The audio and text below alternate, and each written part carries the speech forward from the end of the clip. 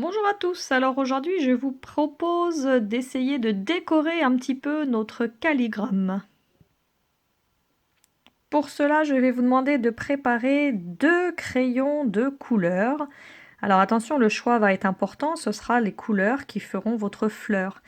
Alors dans les 2 couleurs que vous choisissez, c'est important qu'il y en ait une plutôt foncée et une plutôt claire. Par exemple là, entre mon rose et mon orange, on verra plus le rose que le orange. D'accord? Le rose va être plus foncé que le orange. C'est important parce qu'on va mélanger les 2 couleurs. Il y en a une qui se verra plus que l'autre, forcément. Et ensuite, eh bien, de préparer une gomme et un taille-crayon. Au fur et à mesure que les mines vont s'user, on aura besoin de retailler. Voilà. Alors, je vous propose de commencer par colorier la fleur avec le crayon de couleur le plus clair. Donc moi, en l'occurrence, ce sera mon orange. Alors pour colorier avec un crayon de couleur, ce qui est important pour que ce soit joli, c'est de ne pas trop appuyer sur la mine pour que le orange soit homogène, c'est-à-dire toujours de la même couleur. Ne pas trop appuyer. Et puis garder toujours le même sens pour colorier, ne pas partir dans tous les sens. Le plus facile, je pense, c'est d'être dans le sens du pétale, du cœur vers le haut du pétale, tranquillement, sans appuyer, juste en remplissant bien tout le pétale, sans appuyer, voilà, juste en caressant la feuille. Voilà, donc là j'ai rempli tout le pétale. Vous voyez, je m'arrête à chaque fois au début de l'écriture, hein, c'est ce qui matérialise un petit peu c'est ce qui montre la fin du pétale. Et j'ai oublié de vous dire aussi, on peut aller jusqu'au cœur, puisque le cœur de la fleur va être aussi de la couleur la plus claire qu'on a choisie. Voilà, on remplit un petit peu. En fait, on va avoir 2 couleurs qui vont se superposer. Vous allez voir, ça devrait être joli. Voilà, donc je vous laisse continuer comme ça. On a tous les pétales à faire, donc à chaque fois, on tourne sa feuille. Voilà. Hop.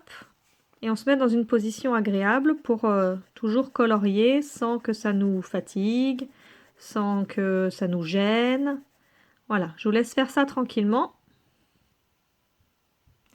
Voilà à peu près ce que ça donne quand on a fini de remplir toute sa fleur.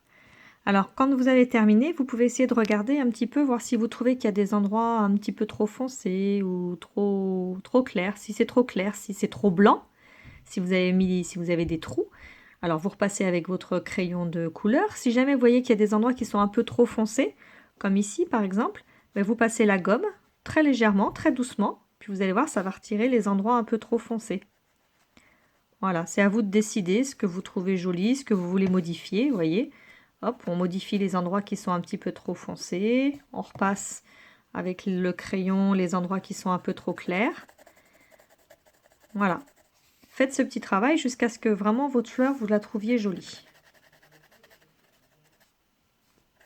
Voilà. Quand vous trouvez que c'est joli, eh ben, vous allez attaquer avec la deuxième couleur. Pour moi, ce sera le rose. Vous choisissez la couleur que vous voulez. Alors attention, le rose, nous n'allons pas l'utiliser sur toute la fleur. On va seulement l'utiliser plutôt vers le cœur, en allant vers le haut des pétales, mais pas jusqu'en haut. Vous allez voir, on va faire se superposer les couleurs. Donc on va partir du cœur et on va faire des traits sur lesquels on va un petit peu plus appuyer que tout à l'heure le jaune. Pour l'instant, on va faire des traits qui font pas tous la même longueur, des grands, des petits, en allant vers le haut du pétale, mais pas jusqu'en haut. Voilà, des traits comme ça. On n'essaye pas forcément que ce soit du coloriage, mais plutôt des traits. Voilà, on repasse plusieurs fois si on trouve qu'on ne les voit pas bien. Voilà. Et comme tout à l'heure, on va tourner quand on en a fini un. On va aller faire le deuxième. Alors là, j'ai pas assez commencé à partir du milieu.